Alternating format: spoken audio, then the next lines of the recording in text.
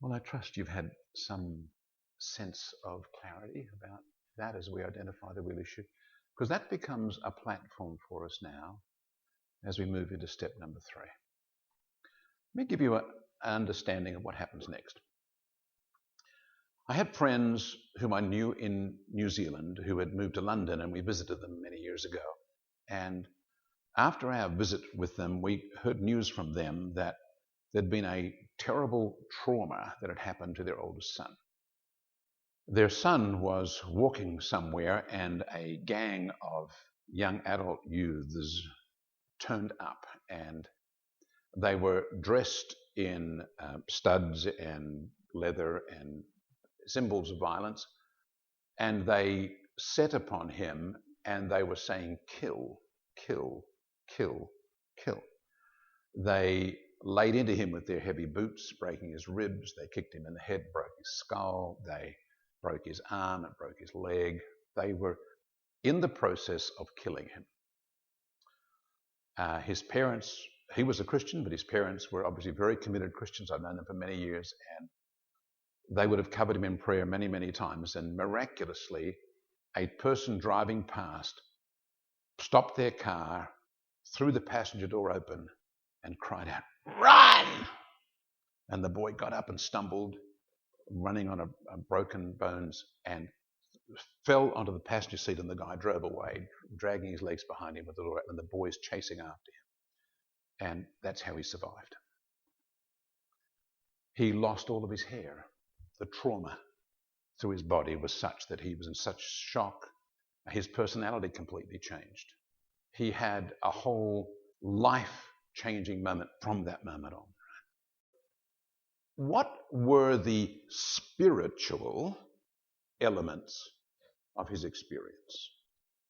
Physically, we know he got kicked and damaged and broken, and they were going to kill him. Okay? Let's just stop. What was the incident? The incident, we might call it violence. Right? We might call it aggression. We might call it anger. We might call it bitterness. It could have been racially motivated. I don't know what was involved behind the scenes there.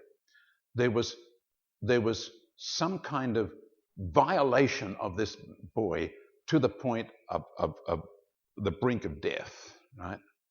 That's a major trauma. So spiritually, we know that in moments of trauma, our lives become opened up, and we're very susceptible to receive spiritual intrusion into our lives. So he has to deal with a trauma. But you know, the people that were the perpetrators, they were motivated by a whole bunch of ugly things, and you'd have to say certainly not godly things, demonic things, motivating them. And so as they attacked him, they were injecting upon him the spirit that controlled them, which was a spirit of violence and murder and hatred and stuff. So this poor boy has not only got to deal with his own injuries and what he personally went through, trauma and shock and horror, he's got to deal with the motivation that was in the perpetrators attacking him, and that becomes a bigger part of the package for him. And I don't wish to offend anyone by the examples I choose. I just try to pick things not to traumatize you, but to illustrate what I'm talking about. A young woman growing up in a nice area where she has no moral issues at all gets morally attacked by somebody. Someone attempts to rape her or molest her or something, and she flees and she escapes, but she's been through a trauma. She has now not only got to live with the trauma, the spirit that was in the attacker has now somehow saying, "I'm going to claim you, I'm going to claim you." And we can find that over time, a person who was initially a victim actually becomes a person who begins to display the characteristics of the perpetrator. Okay? The victim can at times end up displaying the characteristics of the perpetrator, because in that process, something spiritual happens. That's why if you are the victim of a person who's really angry, guess what? You're very likely to become angry, because the perpetrator's spirit, the thing that's motivating them, has been somehow sewn into and injected and impacted into your life. If the person is immoral, then you'll have morality issues, because that's what they're injecting. If the person comes up to you and treats you like scum because you're not worth $20 million like they are, and that offends your spirit, you'll become materialistic and money grubbing because the spirit driving them has now been sown into you. So there's this transfer. It's an ugly thing. It's a horrible thing. The enemy loves it. The enemy can inject garbage into you by you simply being a victim. So when we deal with these things, there are 3 very important steps. I'm going to take you through them right now. The first one is that we must repent if we've done anything wrong, because if you're not prepared to admit you're wrong, you can't expect God to deal with someone else as wrong if you're not prepared to be honest about yourself. So you've got to repent. You've also then got to forgive the perpetrator. You may not want to. You may think that they've let you down horribly, or that they've set you up terribly, or that they've wounded you mortally. But you have to be prepared to forgive them. We're going to go over that today as well. And then you need to recognize that somehow a connection between you and that evil has been established, even if it was simply as you being a victim. And you need to cut that string and separate yourself from that evil. That's breaking the evil, renouncing. We're going to go through these steps, those 3 steps now. I want you to see them as part of this package. And what's important, the devil is a legalist, and he loves to come into God's court with a piece of paper saying, see, I've got the right to do this. He loves it. And so if you've become bitter, if you've not repented, if you won't forgive, if you have created a connection with evil, the enemy comes in and says, there's my piece of paper. I've got the right to oppress and pick on this person. Right? And so we need to get that out of the way so the devil has got no rights anymore to pick on you at all. This is called clearing the legal ground. The first thing is you must repent. Jesus' very first sermon was telling us to repent. Matthew chapter 4. From that time, Jesus began to preach. What was he saying? Repent, for the kingdom of heaven is at hand. So the very first message that Jesus gave was a call for us to repent. To repent means to turn around. It's the place where we actually recognize our wrong and feel humble and ask God to forgive us for what we've done wrong. We must take responsibility for everything that you did to initiate, react to, or cope with the issue. Let's explain those. Initiate, react to, and cope with. These are 3 important things I hope I can explain well. The boy in London who got bashed up by the gang, did he initiate that? I don't think so. I think he was most likely an innocent victim. Did he react to that? Well, I don't know personally, but if it had happened to me or other people I know, I would find that you would have someone like that would be reacting to it in all kinds of ways, of feeling insecure, not wanting to go out at night, not going out alone. There'd be all kinds of reactions within, afraid of anyone that looks like they're in a group. I'm sure there would be all sorts of reactions that would happen. And for coping issues, they might have come up with ideas like, there's evil in the world, and there's all those young people, they're all evil, they're all evil, they're all evil. So they kind of play a message over and over in their head to try and blame shift or to do something else to be able to cope mentally or emotionally with what they've been through. Give you another example altogether.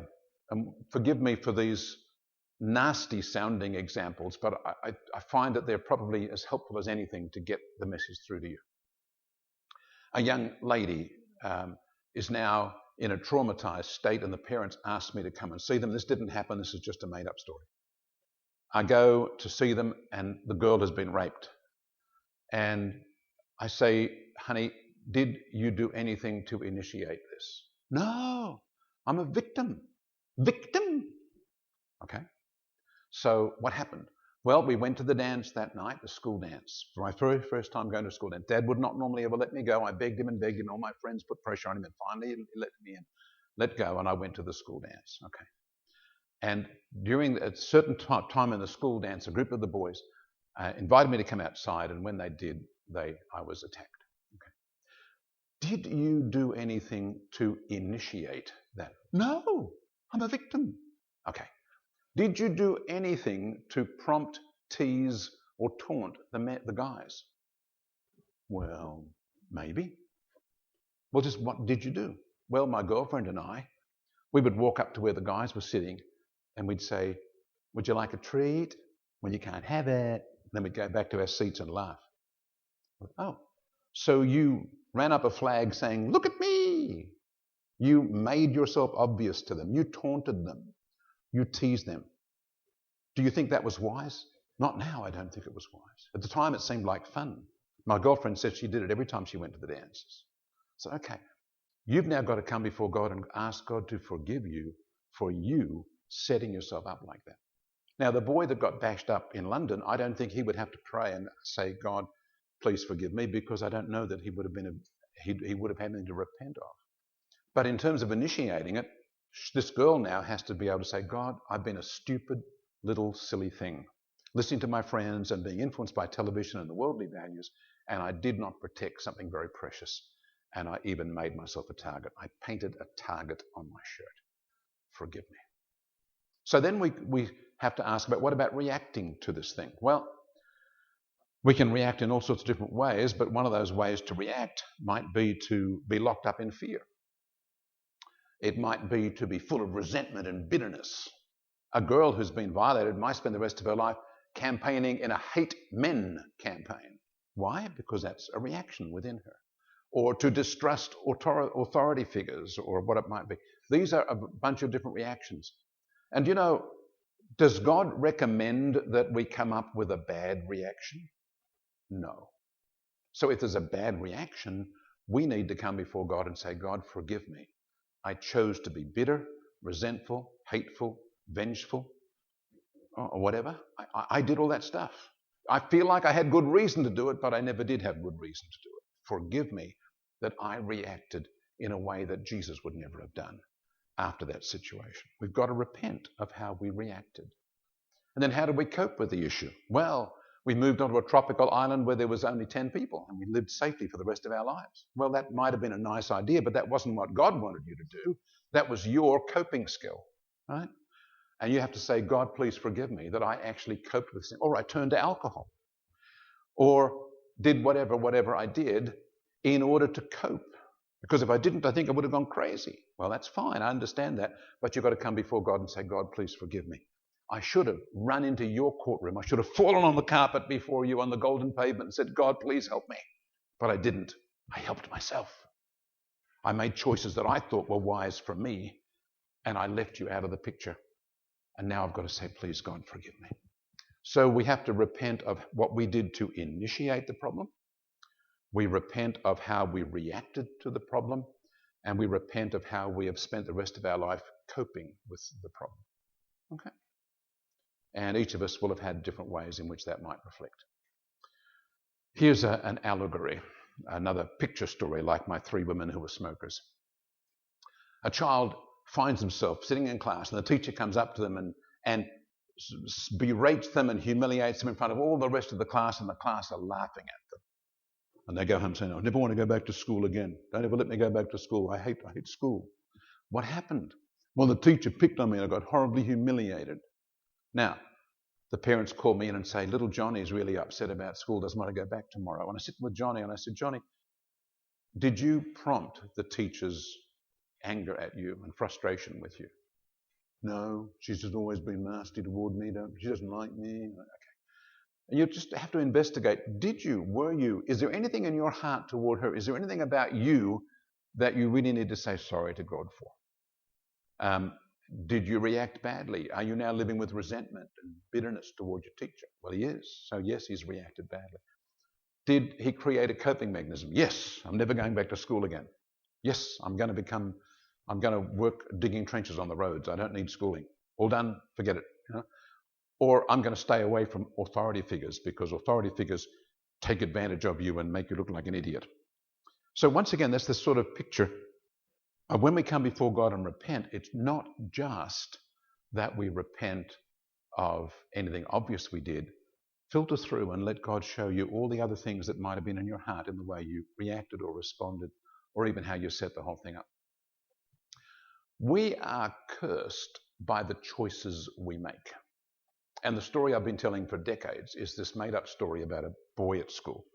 He goes to school for his very first day, and he's standing out there at lunchtime just watching what the world looks like. And he hears this sound, fast running footsteps. And he suddenly feels a knee hitting him in the back of his back and throwing him on his face.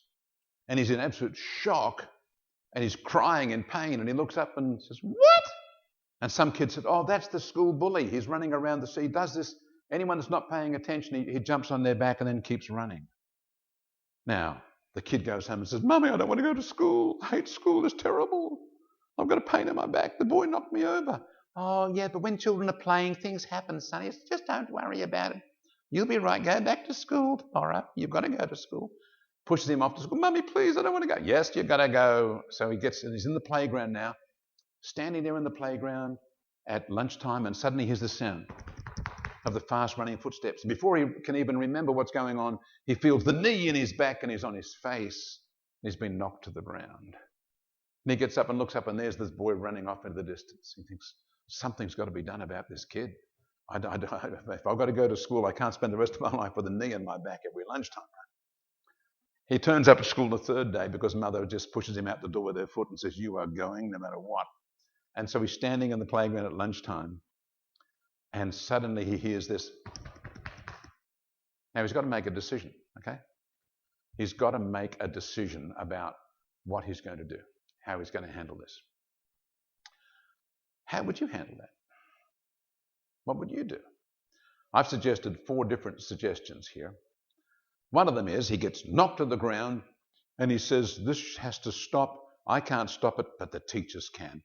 I'm going to cry, I'm going to sook, I'm going to whinge, I'm going to cry, I'm going to cry, and then I'm going to cry and do some more crying until the teacher comes.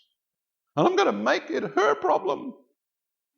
Oh, he's picking on me. He's given us the 3rd day in a row. Oh, can I stand here and hold on to your dress?"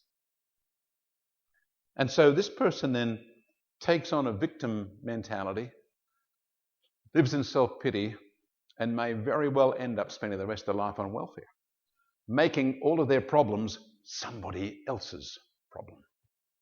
"You've got to fix it for me. You don't leave me in this." Okay. Another alternative is that he hears the boy running, and he runs and gets away as fast as he possibly can, runs and hides somewhere. Right? Well, that's kind of withdrawing from life. And there are people, once you've made that decision, that's the decision you live with. The other one is for the boy thinking, "I know that this kid runs around and he knocks kids over if they're standing in the open. So I'm going to go and stand here beside the wall of the building, and I'm going to stand here. No one's going to get behind me now, and I'm going to stand here. I'm going to watch the world go by staying in a completely safe place, hypersensitive to danger. Walk into the room and knows exactly where the outlets are and where the escapes are, knows who might or might not be dangerous." They live their whole life in this wrapper of hypersensitive caution. Or he gets knocked to the ground, gets up and runs after that guy, and he belts the daylights out of him and keeps flogging him and belting him until the teachers have to pull him off. Because you're going to treat me like this, I'm going to treat you like that. Now, we are cursed by the choice we made. If you chose to sulk and wail, that's what you'll do for the rest of your life. If you chose to run and hide, that's what you'll do for the rest of your life. If you chose to be super cautious, that's what you'll be like for the rest of your life. If you chose to punch, that's what you'll be doing for the rest of your life. We become cursed by the choices we make. That's why you have to repent of the way you responded to the way you got treated, because the way you responded becomes a curse for the rest of your life. Now, you responded sometimes to some of the things that happened when you were 3 or 5 or 10. And you responded like a child. That's why you find some adults reacting like children under certain circumstances, because they default back to the one decision they made about this kind of problem all those years ago when they were 7. Now they're much older. They should be able to reprocess that. They should be able to start and make an adult response, or as a Christian, a godly response. But guess what? They've programmed in an automatic 7-year-old response, and they're cursed with it until they break it. So part of this steps to release is to set us free from those things as well. So repenting, Did you do anything to prompt the problem? If so, you've got to repent. Did you react to the problem? If so, you've got to repent. Did you do anything to cope with the problem? If so, you've got to repent. Clear the ground away so that you can have complete freedom. So now it's your turn to do it. I want you to ask God to forgive you for all that you did to cause the problem, in reaction to the problem, to cope with the problem. God knows the truth from his holy perspective, not from your self-justification. So don't try and fool him. He knows what's really going on. And come before God and say, God, here I am. I've always thought of myself as a victim. But you know what? I've always been greedy for a get-rich-quick scheme, and I was a sucker for that person only because my own heart was full of lust and greed for money. And so when that offer came and I got ripped off, I blame them. The truth is I set myself up because I had a wrong heart. See, find what's really going on and repent before God of whatever it is for the cause to react to or to cope with the problem. I'm going to give you a couple of minutes to do that right now.